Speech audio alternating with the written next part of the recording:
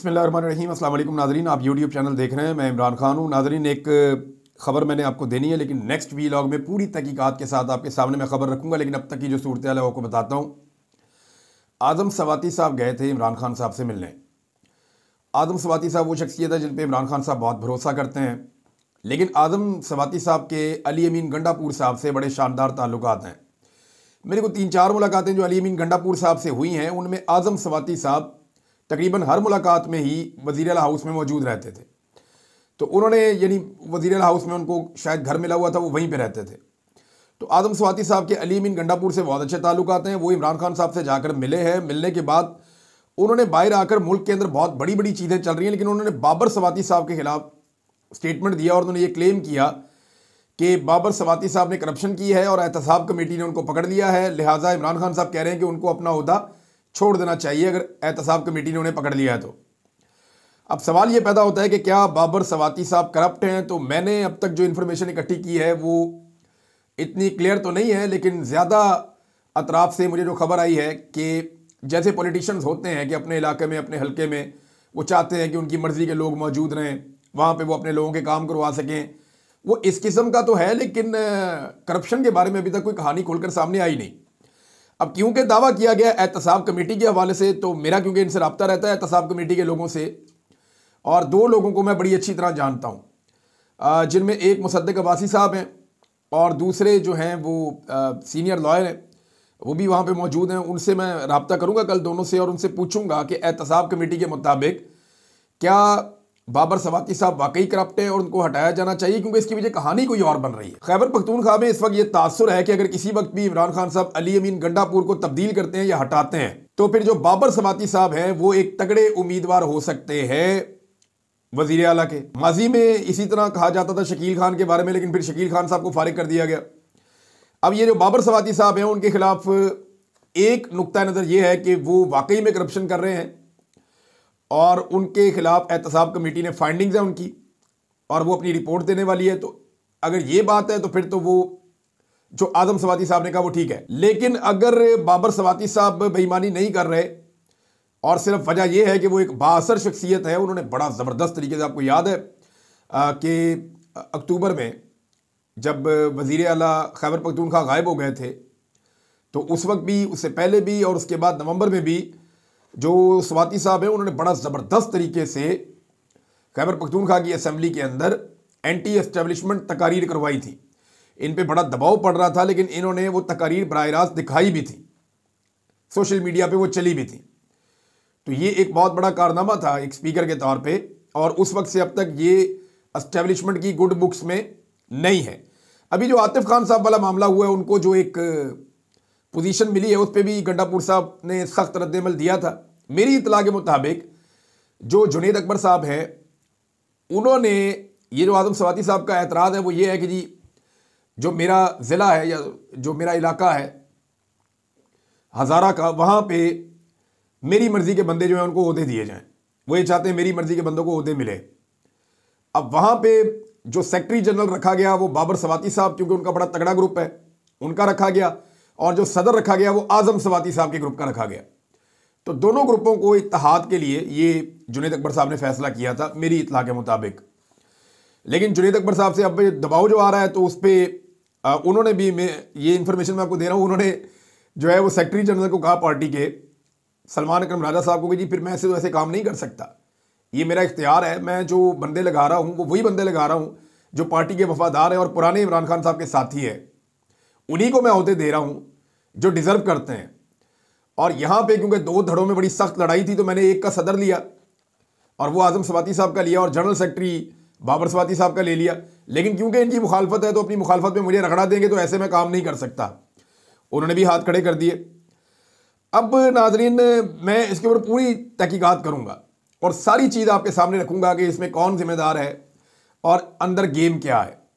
क्योंकि खैबर पख्तूनख्वा के अंदर बार बार ये बात होती है, और ये बात यानी मेरे पास अपनी ज़ाती कोई खबर नहीं है, लेकिन ये बहुत सारे लोगों ने इसको कहा, जैसे शेर अफजल मरवत ने कहा, जैसा कि बहुत सारे और सहाफ़ी हैं उन्होंने कहा, जैसा कि सिद्दीक जान साहब ने कहा, और दीगर लोगों ने कहा कि इमरान खान साहब is not happy with the Gandapur और मे बी इनकी छुट्टी कर दी जाए। और ये वो सारे सहाफ़ी ये बात बड़े दावे के साथ करते हैं। तो जब ये बातें होती हैं तो फिर जो सेकंड ऑप्शन है वो कौन हो सकता है, तो ये बाबर स्वाति साहब एक बड़े तगड़े उम्मीदवार हो सकते हैं। तो इनके ऊपर बड़ा ज़ोरदार किस्म का अटैक आया है। इसके ऊपर फिर हम बात करेंगे तफसील से। मैं चीज़ें सारी इकट्ठी करता हूँ फिर आपके सामने रखता हूँ। नाज़रीन, इमरान खान साहब जो है वो आलमी सतह की खबरों का हिस्सा बने हुए हैं इस वक्त, और द गार्डियन में और टेलीग्राफ में और दीगर कुछ और जो बैनुल अक़वामी जरीदे हैं, बैनुल अक़वामी मीडिया है, उसमें इमरान खान साहब की जो नॉमिनेशन हुई है अमन के नोबल इनाम के लिए, अवार्ड के लिए, उसकी खबरें हर तरफ छप रही हैं, हर तरफ लगाई जा रही हैं और बड़े शानदार अल्फाज में इमरान खान साहब का जिक्र किया जा रहा है। बाकायदा पूरी रिपोर्टें तैयार की गई हैं जिनकी बुनियाद पर बताया जा रहा है कि जनाब इमरान खान साहब को नॉमिनेट किया गया, उसकी वजूहात ये हैं, वो इस लेवल के लीडर हैं, उन्होंने ये कुर्बानियाँ दी हैं, वो गोलियाँ लगने के बाद ज़ख्मी भी हुए, उनकी पार्टी के ऊपर बड़ा जुल्म और तशद्दुद किया गया, जेल से बैठकर उन्होंने इलेक्शन जीता, अभी भी वो लार्जेस्ट पार्टी के तौर पे मौजूद हैं और उनको ना दिखाया गया ना सुनाया गया, मिलिट्री कोर्ट्स वाली चीज़ें, और ये सब उनके बारे में, इमरान खान साहब के बारे में जो अक़वाम मुत्तहिदा ने आवाज़ उठाई, ये सारा कुछ इन रिपोर्टों का हिस्सा है। ये टेलीग्राफ के अंदर भी रिपोर्ट आई है और इसके अलावा एक रिपोर्ट जो है वो द गार्डियन के अंदर भी आई है और दीगर कुछ और इंटरनेशनल अखबारात हैं उनके अंदर भी इमरान खान साहब के हवाले से ये रिपोर्टें छपी है। अब ये डिजिटल हो गए ना अखबारात भी, ये अब सोशल मीडिया के ऊपर चलते हैं, इनके प्लेटफॉर्म बने हुए हैं, उनके ऊपर ये बाकायदा पैकेजेस चला देते हैं, वीडियोस बना के चला देते हैं और उसके ऊपर बाकायदा आवाज़ आती है, लिखा हुआ आता है, तो वो सब बताते हैं कि एक्चुअली वो रिपोर्ट की सूरत में अब वो शाया करते हैं। अब वो सिर्फ अखबार का सिर्फ सफ़ा नहीं होता। तो ये जिद्दत आ गई है दुनिया भर के मीडिया में। पाकिस्तान का मीडिया थोड़ा पीछे है, आहिस्ता आहिस्ता पाकिस्तान का मीडिया भी आगे निकल जाएगा। तो इमरान खान साहब को क्योंकि नॉमिनेट किया गया है अमन के नोबेल प्राइज़ के लिए, तो अब ये खबरें तो निकलेंगी और ख़बरें फैलेंगी, पूरी दुनिया का मीडिया इसको चलाएगा भी। ये इनाम इमरान खान को मिलेगा या नहीं मिलेगा, इमरान खान इस इनाम से बड़ा आदमी है, वो एक बड़ा लीडर है। हो सकता है इसके क्राइटेरिया के ऊपर इमरान खान साहब पूरे ना उतरे, हो सकता है कि इमरान खान साहब को ये इनाम मिल भी जाए। ये तो डिपेंड करता है सूरत हाल पे और जो उस दिन फैसला किया जाएगा, जो फैसला करने वाली ज्यूरी है उनकी जानिब से। लेकिन इमरान खान साहब जो है वो बहुत बड़े लीडर बन चुके हैं, पाकिस्तान की तारीख का सबसे बड़ा लीडर है। अभी इस वक्त कोई भी उनका मुकाबला नहीं कर रहा। जुल्फ़िकार दी भुट्टो से ज़्यादा वो मकबूल हैं। जिन लोगों ने जुल्फ़िकार दी भुट्टो को देखा वो ये कहते हैं वो भी इतना मकबूल नहीं था। जिन्होंने शेख मुजीबुर रहमान को देखा उन्होंने कहा वो भी इतना मकबूल नहीं था। तो अगर कायद-ए-आज़म मोहम्मद अली जिन्ना के बाद कोई एक लीडर ऐसा जिसको पूरी कौम ने कबूल किया तो बिलाशुबा वो इमरान खान है। हमने देखा ना, यानी अब मैं जर्नलिस्ट हूँ, मैं खुल के इसलिए कह सकता हूँ कि आप चले जाएं सड़क पे किसी से भी पूछ लें, आपको 70-80% लोग ही वो मिलेंगे जो कहेंगे जी इमरान खान ठीक है। होगा वो किसी भी जमात का, लेकिन वो इमरान खान को लीडर मानेगा। वो कहेंगे जी इमरान खान लीडर है, अभी बंदा ठीक है। मुख्तलिफ पोलिटिकल पार्टीज़ के लीडर्स भी इमरान खान की तारीफ करते हैं, तो वर्कर्स की तो आप बात ही छोड़ ही दें। इमरान खान साहब की बहन नौरीन खान साहबा ने एक स्टेटमेंट दिया इमरान खान साहब को लेकर और बात की इमरान खान साहब की माफ़ी के हवाले से। ये बहुत इंपॉर्टेंट है जी स्टेटमेंट।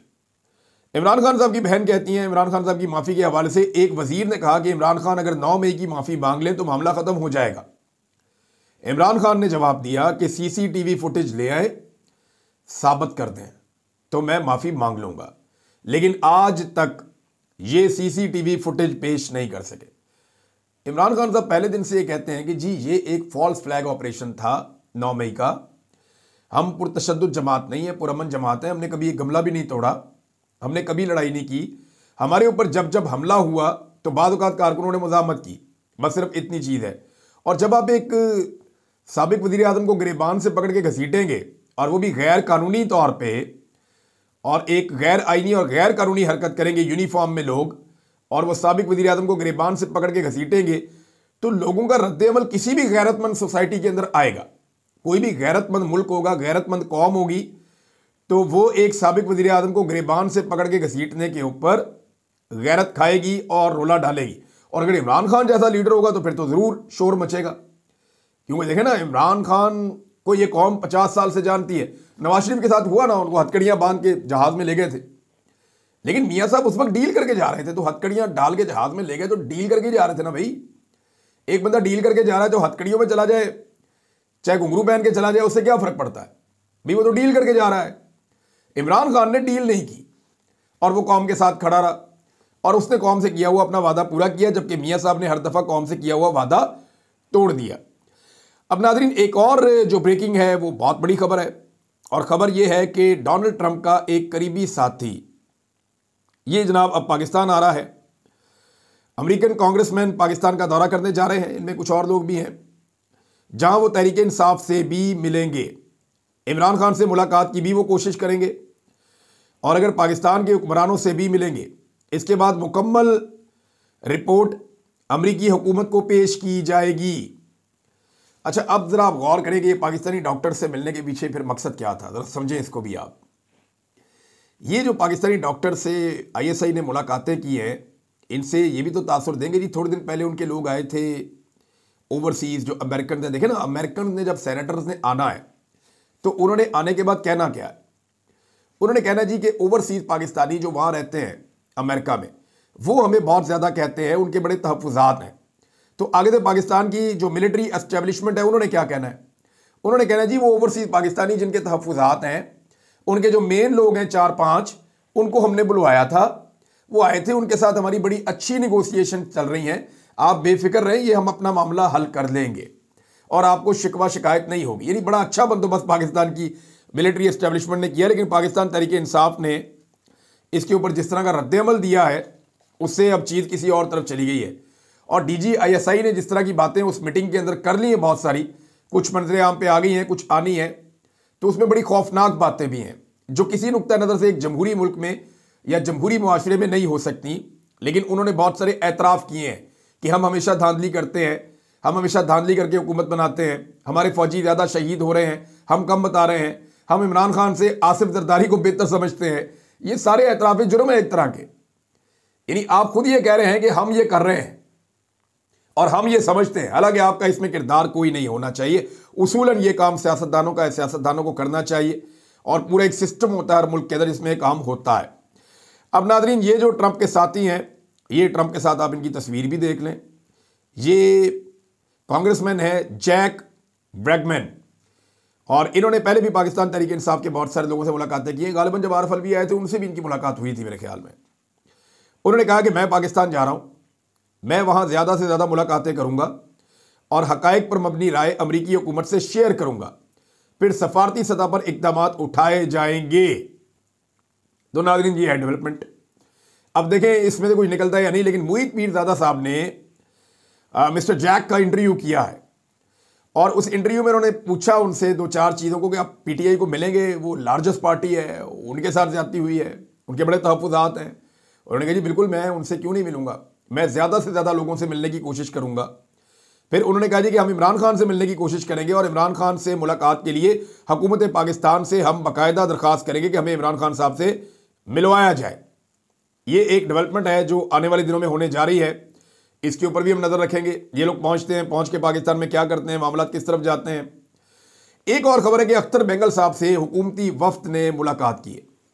ये जो हुकूमती वफ्द है, ये अख्तर मिंगल साहब को मिलने के लिए पहुँचा और उनके साथ इन्होंने बातचीत की। लेकिन अख्तर मिंगल साहब ने कहा 2 दिन का वक्त है, अब तो पीछे 1 दिन रह गया, कि उसके बाद फिर हम क्वेटा की तरफ मार्च करेंगे, ये रुकावटें दूर की जाएं। अब मामला ये है कि मुतालबा सिंपल है उनका कि तमाम जो खवातीन कैदी हैं उनको रिहा कर दिया जाए। सीमी बलोच को रिहा कर दिया गया है, सीमी दीन बलोच को। मारंग बलोच अभी तक कैद में, उनके साथ जो कुछ खवातीन गिरफ्तार हुई थी उनको भी कैद में रखा गया है। मामला आज जाके रुक जाता है मारंग बलोच पे, और मारंग बलोच का जो मामला है उस पर जिद बहुत ऊपर से आई हुई है कि नहीं, मारंग बलोच को अंदर रखना है। ये कैसे नॉमिनेट हो गई अमन के नोबल इनाम के लिए? तो इस तरह की आप हरकतें करेंगे तो नॉमिनेशन तो दूर की बात है, इंशाल्लाह मारंग बलोच को जो है वो नोबल पीस प्राइज मिल भी सकता है, कोई पता नहीं है। तो ये इस तरह की हरकतें करने से आप ज़्यादा मकबूल करते हैं लोगों। इमरान खान साहब के साथ आपने जो कुछ किया, उसके बाद उनकी मकबूलियत में इजाफा और इजाफा और इजाफा होता गया, हत्ता कि यहां तक हो गया कि जिन लोगों को आपने ज़बरदस्ती डंडे मार मार के या तंग करके या परेशान करके या खौफजदा करके या लालच दे के जिन लोगों से आपने पाकिस्तान तहरीक इंसाफ छुड़वाई थी, वो सारे लोग आज पाकिस्तान तहरीक इंसाफ में वापस आना चाहते हैं। इमरान इस्माइल साहब ने खुद स्टेटमेंट दिया, उन्होंने कहा जी कि मुझे पछतावा है, यानी उन्हें इस बात की तकलीफ है कि इमरान खान को छोड़ के पछता रहा हूं। वो वक्त ऐसा था कि रेजिस्ट नहीं कर सके और इमरान खान को छोड़ना पड़ा। अली जैदी से बात करें वो भी यही बात करते हैं। फवाद चौधरी साहब हैं, उनके ऊपर जो कुछ भी किया गया, बल्कि उन्होंने तो जब वो अलग भी हुए, पार्टी से दूर भी हुए, इसके बावजूद उनके ऊपर जुल्म सितम का बाजार गर्म किया गया। फिर भी उनको बार बार, और वो इसलिए किया गया कि फवाद चौधरी साहब ने दिल से कभी एफर्ट छोड़ी नहीं थी, वो कुछ ना कुछ गेम डालते ही रहते थे। तो एस्टेब्लिशमेंट को पता चल गया, उन्होंने पकड़ के फवाद चौधरी साहब को फिर अंदर कर दिया। अब फवाद चौधरी साहब जो है उधर से भी अंदर है, इधर भी मुखालफत होती है, उधर भी मुखालफत होती है, तो वो किसी की भी गुड बुक्स में नहीं रहे। लेकिन ये बात है कि फवाद चौधरी साहब ने हिम्मत दिखाई है बाज़ जगहों पे, और बाज़ जगहों पे उनके कुछ ऐसे विजुअल हैं जिनको पाकिस्तान तहरीक इंसाफ मजाक उड़ाने के लिए इस्तेमाल करती है। तो देखें, ये कोई मिलिट्री नहीं थी, एक सियासी जमात थी। ये कोई फौज थोड़ी है, ट्रेंड सोल्जर्स थोड़ी हैं कि इनको आप बुज़दिली का ताना देंगे। मैंने एक दिन खान साहब को कही थी ये बात, जब गोली चली कंटेनर के ऊपर तो बहुत सारे लोग लेट गए, छुप गए, भाग गए, तो उन लोगों का लोग मजाक उड़ा रहे थे, बात कर रहे थे कि वो भाग गया था, उसके ये हो गया, उसका ये हो गया। तो खान साहब भी बैठे हुए थे, तो मैंने वहाँ एक बात की, मैंने कहा खान साहब, फिर तो जिस बंदे ने आपके सामने खड़े होकर गोली खाई उसको आप सेक्रेटरी जनरल बना लें अपनी पार्टी का, आपका जो सिक्योरिटी गार्ड है। यानी उसने अपना जिस्म आपके आगे किया कि इमरान खान को गोली ना लगे, मुझे लग जाए, तो उससे बहादुर तो कोई नहीं है। तो जो पॉलिटिकल लोग होते हैं वो बेचारे कुछ बहादुर भी होते हैं, कुछ नहीं होते, कुछ तशद्दुद बर्दाश्त कर सकते हैं, कुछ नहीं कर सकते, कुछ डंडे मार सकते हैं, कुछ नहीं मार सकते, कुछ खा सकते हैं, कुछ नहीं खा सकते। लेकिन पॉलिटिकल लोग जो है उनकी पॉलिटिकल समझ बूझ एक्चुअली आपके काम की होती है। वो कोई ट्रेंड मिलिट्री फोर्स का आदमी तो नहीं होता। बहरहाल अब ये सारे पछता रहे हैं। देखिए, इमरान खान को जिसने छोड़ा वो सारे के सारे पछता रहे हैं, और कई लोगों ने तो इमरान खान को ऐसे छोड़ा कि जिस तरह नहीं छोड़ना चाहिए था। यानी उनकी शक्लों में नजर आ रहा था कि उन्होंने इतना सा भी प्रेशर नहीं लिया, जितना वो ले सकते थे उतना भी नहीं लिया। कई लोगों ने तो बेशर्मी की इंतहा कर दी ना, कि जितना प्रेशर वो ले सकते थे उन्होंने उसका 10% भी नहीं लिया, और बिल्कुल पहले हल्ले में ही कि जनाब मेरा ये ना नुकसान हो जाए, मेरा, वो निकल गए इमरान खान से धोखा करके। तो ऐसे लोग जो है उनके लिए तो इमरान खान साहब कभी भी रास्ता नहीं निकालेंगे। यानी असद उमर साहब के बारे में इमरान खान साहब की बड़ी नेगेटिव राय है, और कुछ और लोग हैं उनके बारे, महमूद खान के बारे में बड़ी नेगेटिव राय है। यानी अब जो है वो उस्मान बुज़दार साहब को इमरान खान वज़ीर आला नहीं बना सकेंगे, उनके बारे में बड़ी नेगेटिव राय है कि ये वो लोग हैं जो बगैर किसी तकलीफ की, मुराद रास ये लोग हो गए। हालांकि सबसे ज़्यादा मैसेजेस या फ़ोन मुराद रास के फ़ोन से गए थे 9 मई को, और मुराद रास को एक दिन भी तकलीफ नहीं पहुंची, प्रेस कॉन्फ्रेंस की और बस उसके बाद मौजा ही मौजा, और अभी हाल ही में उनके केसेस भी खत्म हो गए हैं। नाज़रीन, अख्तर मेंगल साहब ने वही बात की है कि जनाब औरतें सारी छोड़ो, उसके बाद मैं फिर ये एहतजाज अपना ख़त्म करूंगा, वरना ये चलता रहेगा। आसिफ अली जरदारी साहब नाज़रीन बीमार हो गए, और काफ़ी बीमार हो गए। जरदारी साहब जो हैं वो नवाबशाह में थे, और नवाबशाह से उन्हें कराची शिफ्ट किया गया ज़ियाउद्दीन अस्पताल में, उन्हें निजी अस्पताल है, वहाँ पे उन्हें दाखिल किया गया है। जरदारी साहब वैसे भी काफ़ी बीमार दिखाई दे रहे थे। गुज़िश्ता चंद दिनों से जब हम देख रहे थे, जब वो खड़े हुए थे और वो तकरीर कर रहे थे, तो ऐसा लग रहा था कि जैसे वो बमुश्किल बोल पा रहे हैं, वो तकरीर कर ही नहीं पा रहे हैं। बड़ी लागर उनकी सूरत हाल थी, ऐसा लग रहा था बहुत बीमार हैं। उसके बाद हमने देखा कि जरदारी साहब जो है वो ईद की नमाज़ पढ़ रहे थे, बैठे हुए हैं, तो वो उनकी जो पोजीशन थी नमाज़ पढ़ने की वो भी दुरुस्त नहीं थी, कि लोग उस पर तनकीद कर रहे थे। लेकिन ऐसा लगता है कि वो पूरी तरह से उनके लिए मुश्किल होता है कि हर वक्त अपनी पूरी सेंसेस में रहना। शायद अद्वियात का असर हो सकता है, बीमारी का असर हो सकता है। तो अब उन्हें अस्पताल में शिफ्ट किया गया है, अल्लाह ताला उनकी हिफाजत फरमाए। आसिफ अली जरदारी साहब पाकिस्तानी सियासत का बड़ा नाम है, और अस्पताल पहुँच गए हैं, बाकी अल्लाह ताला खैर करेगा इंशाअल्लाह। एक और ख़बर है नाज़रीन, और ये हिसाब किताब से मुताल्लिक है, लेकिन मारिंग बलोच साहिबा ने एक और लेटर लिखा है, और ये लेटर उन्होंने अपनी तहरीक के साथियों को लिखा है। रियासत पाकिस्तान मारिंग बलोच और उनके साथियों को गद्दार समझती है। वो ये कहती है कि जनाब ये गद्दार हैं और ये दहशतगर्दों के साथी हैं, उनके हमदर्द हैं, वो ये कहते हैं। वो तो अब हमें भी यही कहते हैं। जबकि जो मारिंग बलोच और उनके साथी हैं या एक्टिविस्ट हैं, वो सारे खुद को मजलूम कहते हैं। और अगर आप आलमी सतह पे देखें तो आलमी सतह पे तमाम तंजीमें, तमाम लोग, तमाम ममालिक वो इन्हें मजलूम ही समझते हैं, इन्हें दहशतगर्द या गद्दार नहीं समझते। जो दहशतगर्द तंजीमें वो अलग हैं, इनका तरीक़ाकार जो है वो जमहूरी है। ये अपने राइट मांगने के लिए प्रोटेस्ट करते हैं, आईने पाकिस्तान के मुताबिक प्रोटेस्ट है वो।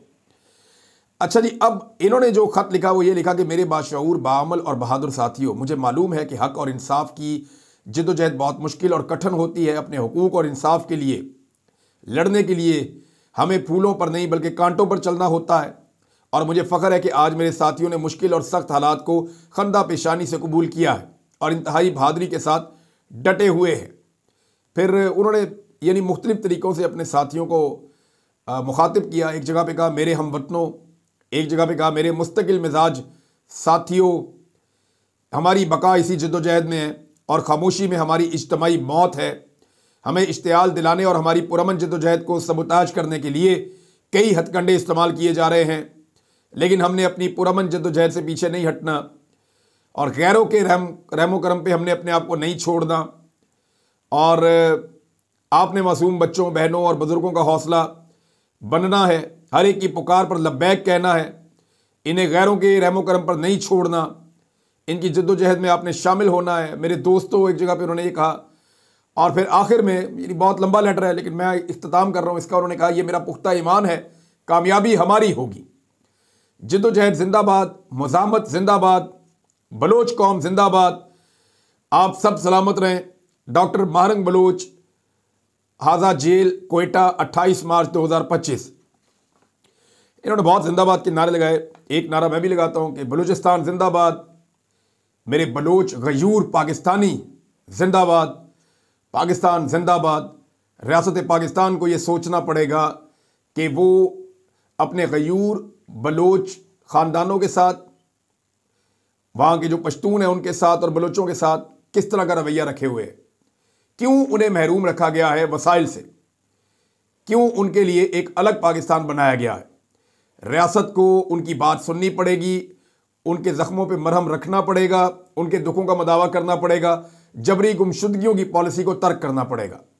फिर आप देखिएगा यही मेरे सारे बलोच बहन भाई हर तरफ से पाकिस्तान के झंडे उठाकर पाकिस्तान जिंदाबाद के नारे भी लगाएंगे। मुझे इस बात की उम्मीद है, लेकिन इसके लिए जो पहल करनी पड़ेगी उसी को करनी पड़ेगी जिसने जुल्म में पहल की है और वो हमसे हुई है। अब तक के लिए इतना ही। अपना ख्याल रखिएगा, अपने चैनल का भी। अल्लाह हाफ़िज़।